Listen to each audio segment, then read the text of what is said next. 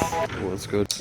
Hey, welcome back. This is LeijaLift. I'm Juan. I'm Victor. And this is LeijaLift for you podcast. Before we lift, you could find us on Juan LeijaLift _ And Victor Leja _ on Instagrams. And you could also find us on eliteathlete.online where you can ask us your questions or learn more about Elite Athlete.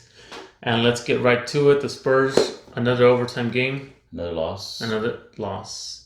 Do they have double-digit wins? I don't think so. Right? I think they're like 9 and 15. I think so, but they're right behind. Like now they're like one seed away from being like playoff contenders. So we went from being like 13th to like being 9. So but we're working our way up. Yeah, because I saw the Suns were like number 8, but they've been losing a lot of games lately. Yeah, they started like, I don't know, 5-1 or 5-0. They started hot. Now they're like 8th seed. Yeah, well, they're it's like winter, so 11 and the sun's not heating up too much right now. I guess they're going to be down till March then. Yeah, maybe. Dang, yeah. I mean, they have a good team. They play well, but they also have I mean, they did well without him, but DeAndre Ayton suspended. Yeah, I mean, they beat the Clippers without him. Yeah, they did. They actually been playing really well. I don't know what that slump is, or if maybe it was just a hot start, but well, I mean, they still look good. They were winning. Yeah. So.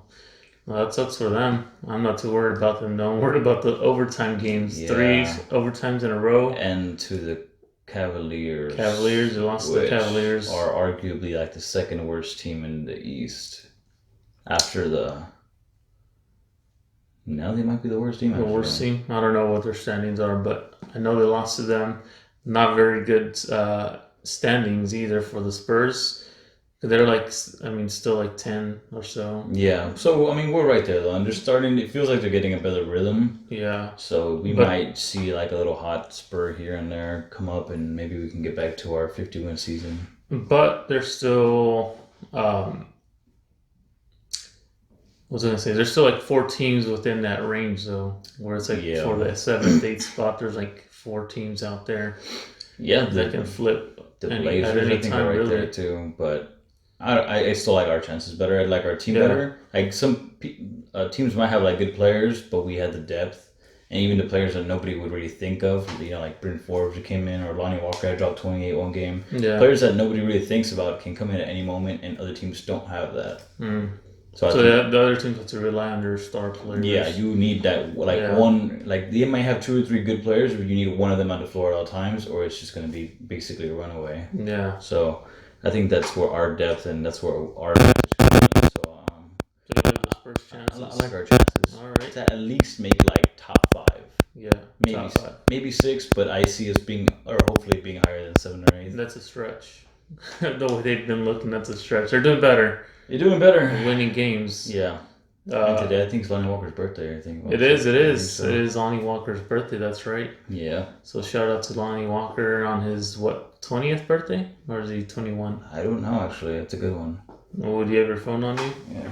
What's down here? Yeah, it's either 20 or 21. So shout out to him on his birthday. Let's see. And by the time this comes out, it'll be on Sunday, so it would have been the day before. What did it say? 21? Oh man, hey, you got a game. Don't be celebrating too early now. You can celebrate after the game with the team. Oh, but they're not in town today, are they? I think they're away because I think there was like 3 or 4 away games. I don't know where they're at. Who are they playing today? That one's a good one. I don't know. I know they're playing away for sure. I just don't know exactly where they're playing. But yeah, it's Lonnie Walker's birthday. Yeah. Drop 21 for you, 21. So hopefully they let him play a little bit more. It's a birthday present. Or find good rotations. I don't know, maybe they're now trying to find rotations at work. I still haven't seen Carroll too much. Yeah. But I don't know. I feel like he can come in at any moment and you know what he's going to do. He's going to be like a 3-and-D guy. So you kind of know what he's going to give you. It's just a matter of finding the right unit to run with him. And Lonnie Walker's that guy you kind of need to like find where he fits in. Yeah. Or what. Well, it seems like they are actually finding places for him now because he's dropping more points. Maybe it was just one of those things that it was like a mental thing. Once he got over that mental hump, it's just once he turned 21. Yeah, maybe. Well, I mean, he dropped 28 at 20, so that's true. Maybe he's gonna go for 31. So we'll see what happens. Yeah, that'd be good to see tonight. on his birthday. Hopefully they play him a little bit more on his birthday. I hope so. That'd be like what if he rides a bench on his birthday? That would be. The coach Pop wouldn't do it to him. Dang. Coach Pop, don't do him like that. Don't do Lonnie Walker like that. Don't do him like that. Don't do him like that. Damn, that would really suck. But yeah, they're looking better. I don't want to talk about the Lakers, but they've only lost like 3. 3? I think now it's 23-3 or something like that. Something like that. Because it was 22-3, I think, or maybe now it's 22-3. Yeah. But I know they played last night, so that might be 23-3. Yeah. See, but I still can't have respect for that team. Why? Because it's just like, oh, let's all gather around like a really good player that's been great for like 15 years. Yeah, but and build a team overnight. Yeah, but whereas like other teams, it's like slowly building. Yeah, but almost no team has done that, and the teams that haven't really gone anywhere. Besides like the Warriors, but even then they added KD and stuff to the mix. Yeah, that's like one of the very. But they were already good without him. Yeah, they probably still would have won without him. Yeah, but then again, you already had Andre Iguodala, who was there before, like Draymond and Clay came in, so you had an all-star that came into the team, and now you drafted into it. Yeah, exactly. So you build a team. Yeah, but that's who else has done that? The Lakers got rid of all the guys that they got to build a team with, and they were like, "Nah, let's just buy a team." But that doesn't mean you can't. I can't respect that. Yeah, it doesn't mean you can't respect it. I can't respect that. That's like, I mean, who else has really built a team like that? Well, just really besides the Celtics, it's really just the LeBron effect, I think, or like. I think it's just the fact that LeBron makes players better, because Anthony Davis was already a fantastic, probably the best power forward in the game right now currently. Of course, yeah. And now he just looks better than he did before, which we didn't think was possible. Yeah. I mean, even the Spurs with Kawhi, I mean, they're a different team. Yeah. So it's just having a really good player. But Kawhi's not a passer. No, but I mean, I think the Spurs would have had another championship. They could have. But I mean, like, people are better with Kawhi because Kawhi demands attention, but LeBron demands attention, and then he's gonna find players. Better. Yeah. Have you seen the passes he's made catching things? Of course. He looks like Randy Moss. Yeah. But to my point, why not keep the team that you had before if he's that great? If he is, but he's also aging. You don't have the time to wait and see if that's somebody why I can't respect develop it, because they just pretty much went out and said, let's shift out all our developing players and let's just buy a team. You can't respect the Rockets and you can't respect the Warriors post KD or during the KD era, because they added KD to already a championship team. Yeah. So you can't respect that. I can respect it. I can respect them before. But during the KD era, you can't respect that now. No. You can't respect the Nets if they win then, because they got Kyrie and they got DeAndre Jordan. Nope. And when KD comes back, you can't respect that. Like teams that can, like the Spurs, I mean. So you can't respect the Raptors for winning then because they made a move for Kawhi. Yeah, exactly. Okay. Yeah, like they were a really good team already without Kawhi. But see, then you add like I think the best player, Kawhi. Yeah, no. I think it's arguable. The only reason I would say no is because he's not a passer. If he could pass like LeBron, easily yes.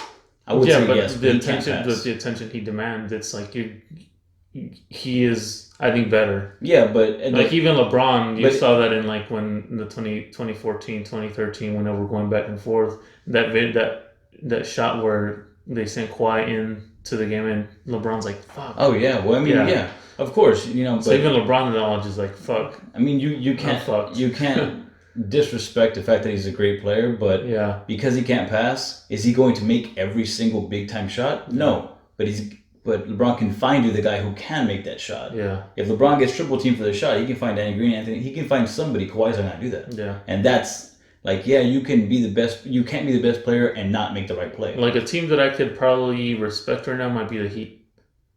But then, I mean, you still got Jimmy Butler. Yeah. Without Jimmy Butler, but that's not like a whole clean slate. Like they already had the pieces. They drafted great. They had other players already in place. They bring one guy in. I can respect that. So you're telling me that if you had a chance to win, you wouldn't take it? No, I'm not saying because you want people to respect. No. Like that's just me. That's me. I don't care what people. I'm sure LeBron. I mean, the Lakers have a great fan base. I mean, we traded for DeMar DeRozan, LaMarcus Aldridge, and we signed. So we did the same thing. DeMar DeRozan. We brought Paul. DeMar DeRozan. But we brought Paul Gasol in because we thought he was going to be that big time guy. We brought LaMarcus Aldridge, who's probably the best scoring power forward at that time. Yeah. Paul Gasol, who had all his experience. You already had guys in. But you already had the role players already in place. Yeah, The other but- guys that you slowly started adding throughout the Yeah, years, but those guys are not going to make the difference.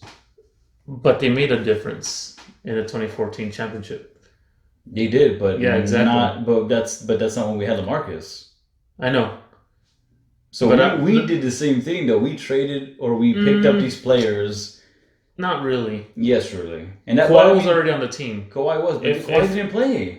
Yeah, because he left. He got hurt and then left. He got hurt. He sat out the whole year. He got hurt and then left. Yeah, he did get hurt, but he sat out the whole year claiming that he if he hadn't gotten hurt, if he hadn't gotten hurt, those playoffs, I think they would have won. They had the Warriors by 25. Before he got hurt, and they lost. I think so too, but we'll never know. Exactly. The same thing with. But to my point, they already had Kawhi. Like then they brought LaMarcus, they brought one piece. Yeah, in. but you can't focus on the what if we would have still. No, yeah, for sure. But they brought one piece in. Like I'm just comparing like teams that like start adding pieces to the puzzle throughout the years. Maybe one or two in 1 year. The Lakers just brought a team in. It's like, hey, here's LeBron. Let's bring a team. Well, I mean, most of the players. Over one offseason. They did bring Anthony Davis, but yeah, and then Dudley, and then they bring Danny Green, and then they bring. Well, no, those guys are free agents, and then Dwight Howard. Those guys are free agents. Yeah, but like that's why it's not their fault that nobody else signed them. No, it's not. But that's what we did. We no, I don't think did we trade for LaMarcus? No, we signed LaMarcus, right? Yeah. We signed LaMarcus the same thing because nobody else either offered him. But it was one player in one offseason. We didn't bring in like five but we also players. didn't have 8 players on contract years. That's true. We might have. But we also didn't shift out 4 young developing players that are good to go bring in. But if free agents. If you have a guy who's, I mean, that's my point. I thought he was starting to decline, but he's playing better than ever now. LeBron. He is, yeah, because he has great players around him that are like really good. One player is great. Dwight Howard's looking really good. Yeah, but Dwight was not that person when they got him because he didn't have LeBron. Because he didn't have. So LeBron's the person. He makes his team better. I'm not saying he doesn't. But Dwight also couldn't shoot threes. I think he's hit like 2 or 3 already this year. They made him into that player. Yeah, but they told him, look, this is what we need you to do. So you develop. Right, but what was he doing? What did he do the past 2 years? What did he do last year? He wasn't playing. Why? I don't know. Exactly. Injury. Year injury, just like Kawhi's injury. Dwight Howard's always injured. I'm surprised he's not injured already.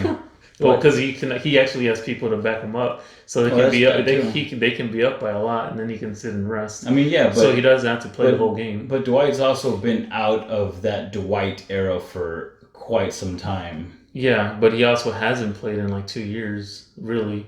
Yeah, but he also couldn't shoot threes when they were getting them. So he could have been developing over the past. He could have been, but when they looked at him, he wasn't shooting those things. He wasn't practicing those things. They made him like practice those things, and he did it because he wanted to sign. Well, also because they can afford to have him develop that. Because he has like. Well, they need him to. Because he has Danny Green, he has AD, he has LeBron James, like really good players. Where it's like, okay, we don't need you to be the man. Yeah, but you're looking at where they are now and what the players are now. But those players weren't like Dwight wasn't there when they signed him in the offseason or when they signed him towards the season. Oh, of course, he wasn't there. But so they developed him. So you can't focus on the fact that now he can shoot threes and now they're winning. All I'm saying is I can't respect the Lakers because they just literally bought a team overnight. That's all I'm saying. I mean, I wouldn't say bought. I mean, as a fan, players. If I were a Laker fan, I'm like this is freaking awesome because there's all these great players. But then you still had like Derek Fisher, Kobe. You had all these players that played before together, and so that team doesn't get. No, yeah, because Kobe was already there. Kobe, but Pau Gasol came from the Grizzlies. Yeah. But they didn't add like 3-4 players in one offseason. I need to go back and look at it, but you had like Rick Fox, Eddie Jones. Yeah.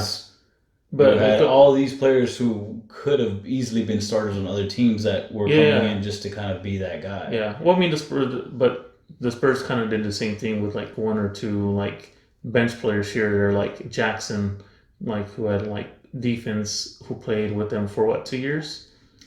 Yeah. Or 3 years, but then he didn't want to be there. Jefferson was there too. Yeah, Jefferson was there. Who went to go play with LeBron, which they added. Well, he didn't really play with LeBron because he got like 2 minutes a game. He wasn't really. But with the Spurs, he was a role player. Who was really good. He wasn't 39 years old. Right. He was 39 with like Cavaliers, like it's but like they would bring a player here and there, which is the Spurs are known for bringing like older players. So yeah, every player we pretty much have gotten is like past their prime, but we just make something happen. They have enough in the tank where they can do what we need to. Well, it's just it's a coach but to my point, it's like team like the Heat. Like I can respect the Heat. They bring in a really good player, but they already have a team in place.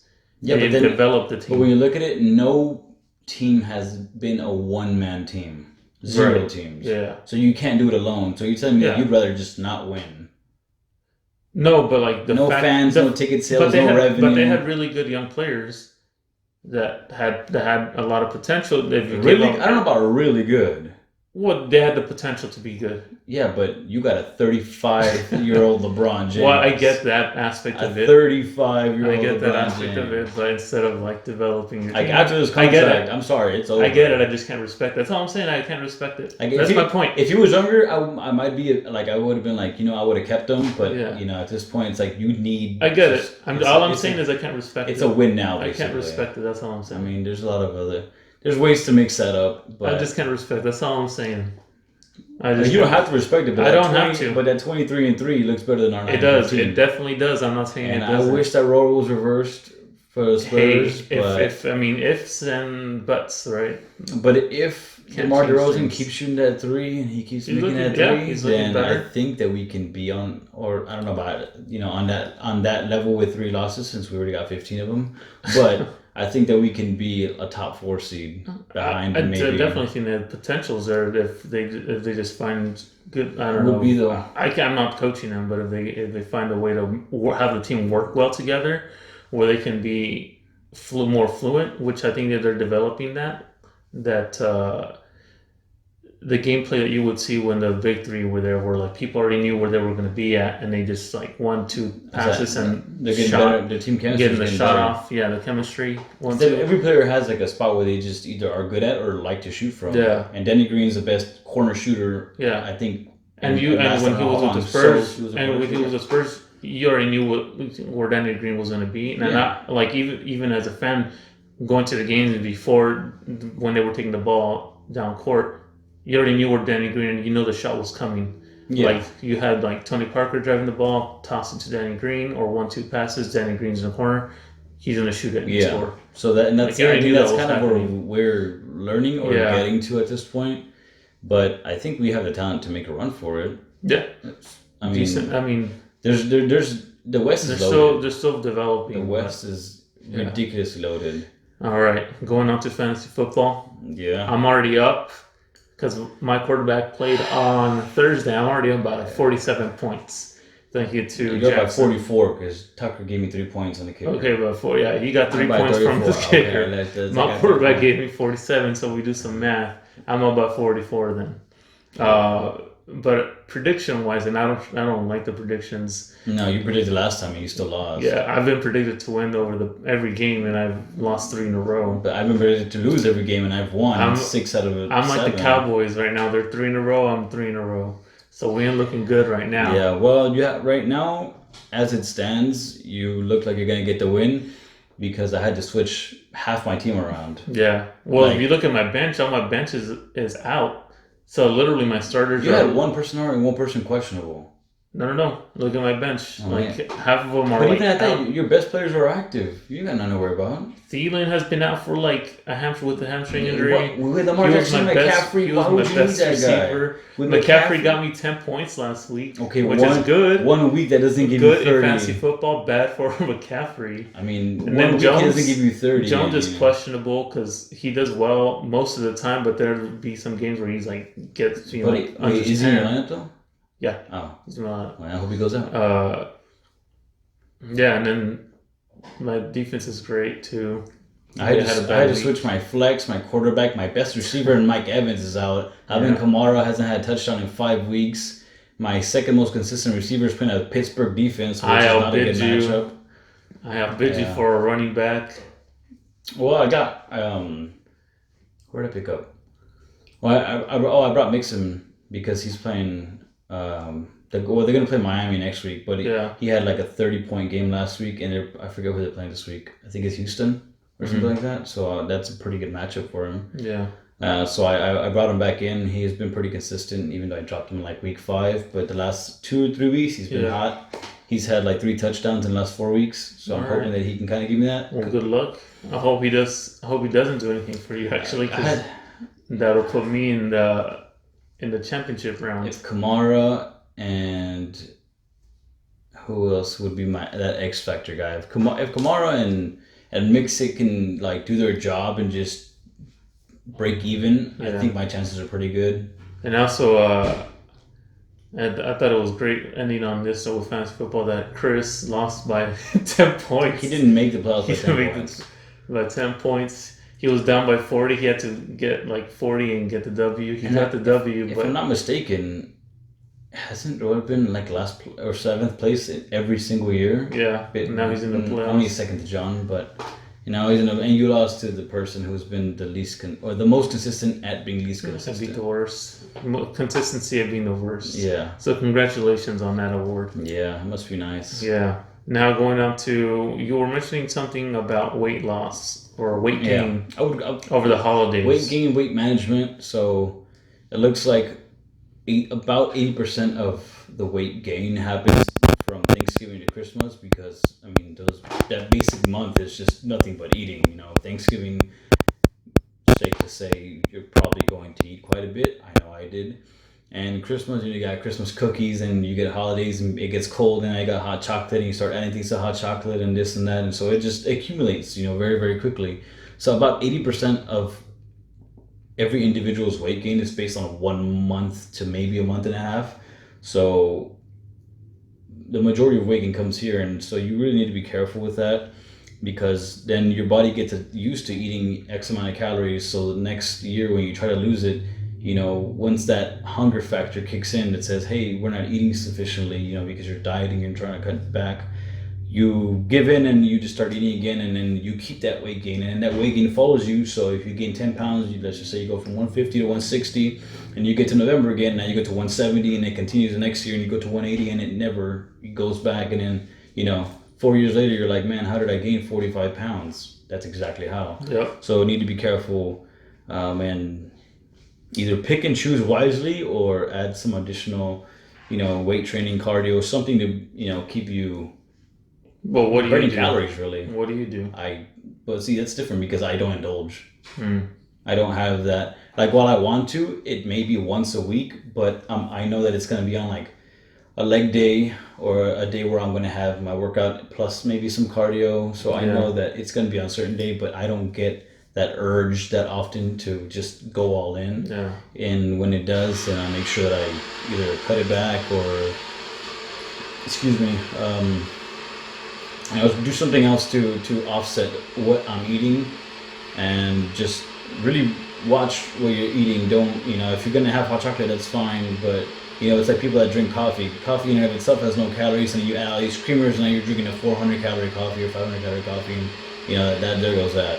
Yeah. So it's the same way, you're gonna have chocolate, but then you got all the sugar and marshmallows, and you just continue to pile on things, and you gotta have a cookie with it because it's warm, and cookies taste amazing with hot chocolate or hot coffee, and there it goes. Just keep in mind what you're intaking and how much you're intaking, and find a way to balance that. Whether that's just cutting back for 2 or 3 days to give yourself those calories, the next day, or adding some cardio and, keeping track of, I eat 300 calories, I'm going to burn 300, or maybe I'm going to burn 400. So next time I can, if I'm going to eat again tomorrow, then I can do that tomorrow. And just really keep track and be mindful of what you're doing. Hold yourself accountable, really. Yeah. So just make sure that if you overeat by 10 calories every day over the course of a year, that's like, I don't want to do the math. Over the course of a year? That would be like 3,500 calories? Over the course, that's exactly a pound, adding actually. 10 calories a day. Yeah.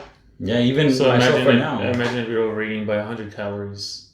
Even myself right now, I'm chewing gum, and like, oh, it's 5 calories of gum. Yeah, but let's just say you do like a pack every 2 or 3 days or whatever it is. You're running into like 60, 70 calories. So you're eating 3 packs a week, and that's 300 calories, and 300 calories a week is going to add up. In 2 months, that's like you're gaining 2 pounds. That's like one cardio session right there. Yeah, and then, in like 2 months or 3 months, you get a pound, and you're like, oh, it's just a pound, but it's just a pound off gum, not including everything else you're eating. It's a pound off of gum. But then you also burn calories while you're chewing gum, so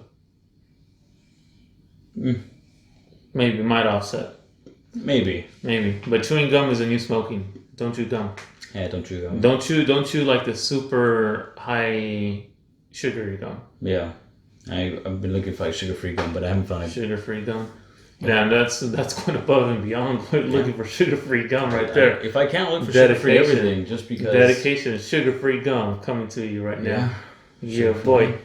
All right, now moving on to we'll talk about the cervical spine and headaches. So there are different types of headaches, right? You have your sinus headaches, your tension headaches, you have migraines, but today we'll talk more about like the headaches that are more tension, right? So you'll feel mostly from the side of the head, right in this area. So if you look on the side, you might feel it more around this area.